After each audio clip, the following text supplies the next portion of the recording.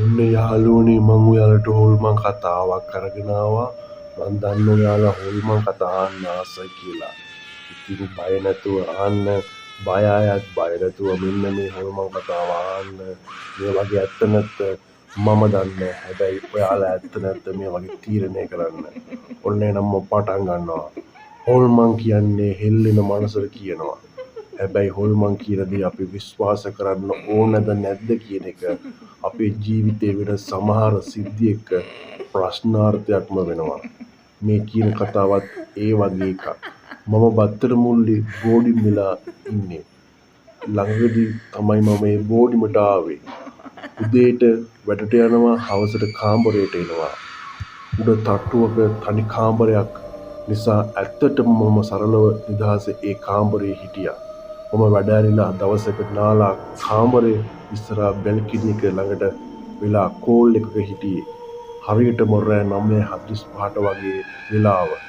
ඊට පහළින් තියෙනවා ටිකක් පාළුවට ගිය ඒ ලයිට් දෙකක් වගේ ඒ ගෙදර වැටලා තිබුණා. මමත් ඒ තරම් ගාණක් නැතුව කෝල් එකේ හිටියා. එක වෙලාවකින් ඒ ගෙදර පිටිපස්ස පැත්තේ කෙල්ලෙක් ආවා. නයිටියක් වගේ දුහුල් ඇඳුමක් ඇඳගෙන ඇවිල්ලා මගේ දිහා බලලා hina වෙලා ගියා. මටත් ඒ තරම් ඒක ගාණක් උනේ නෑ. කොහොම දවස් දෙක තුනක් වුණා. එකම වෙලාවට ඒ කිල්ලේ ඉන්නේ. මම දැන් පුරුද්දට වගේ ඒ කිල්ල බලන්නම ඒ ටයිම් එකට බැල්කනියට එනවා. එදා ඒ කිල්ල ආවා. හැබැයි එදා ඒ ගෙදර එක ලයිට් එකයි තිබුණේ. මෙන්න ඒ කිල්ල මට අතවනනවා එන්න කියලා කියන්නේ හරියටම පොයේ දවසකට කිට්ටු නිසා එයාව හොඳට පේනවා. එදත් වෙනදා වගේම නයිටියක් හැඳගෙන හිටියේ. හැබැයි වෙනදට වඩා එයාගේ ඇඟිල්ල ලස්සන මම දැක්කා. ඒත් මුහුණේ කිසිම හැඟීමක් පේන්න තිබුණේ නෑ. කාටවත් හොරෙන් මට කතා කරනවා අතින් මමත් කොල්ලෙක් නිසා ඒ වෙලාවේ හැටියට හැඟීමුත් ඇවිස්සෙන එක අහන්න දෙයක් නැහනේ. මමත් හිමීට පහළට බැහැලා ගියා.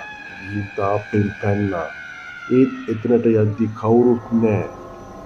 ගේ ඇතුළින් සද්දයක් ආව නිසා මම ඉක්මනට කාමරයට ආවා.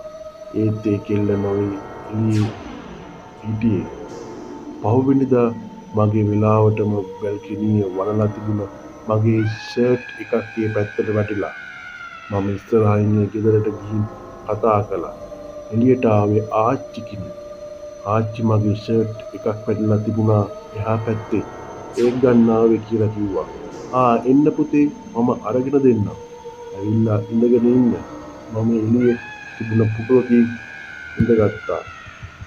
එකවරම මගේ ඇස්ගේ බිත්තියේ ගහලා තිබුණ ෆොටෝ එකට දෙයියනේ මට අතවනපු ගැරල් ළමයා නේද මේ ඉන්නේ. මට හීන් දාඩිය දාන්න පටන් ගත්තා. වචනත් පැටලෙනවා. ආච්චි ෂර්ට් එකත් අරන් ආවා. මම ෆොටෝ එක පෙන්නලා ඇහුවා අර කවුද කියලා. මේ මගේ මිනිපුරේ පුතේ නැති වෙලා දැන් අවුරුදු 4ක් විතර වෙනවා. ඒ කෙල්ලව මරාගත්ත පුතේ මට එච්චරයි මතක. මම බෝඩිමට ආවා. ඒ ආවිදියවත් මට මතක නෑ. මට එදාම උණ ගැන්නා. මට අත වැනුවේ හොල්මනක්ද. මම පුළුවන් ඉක්මනින් ඒ බෝඩිමෙන් ආවා. හැබැයි එතනට ගිය තව කාට හරි ඒ ළමයා අත වනන්න ඇති කියලා තමා මට හිතෙන්නේ. ඔන්න ඔය හොල්මන් කතාව. ඉතින් මේ වගේ ඇත්ත නැත්ත තීරණය කරන්න තවත් මේ වගේ හොල්මන් පිටිච්ච කතාවක් අරන් එන්නම්. ආදරේ හැමෝටම.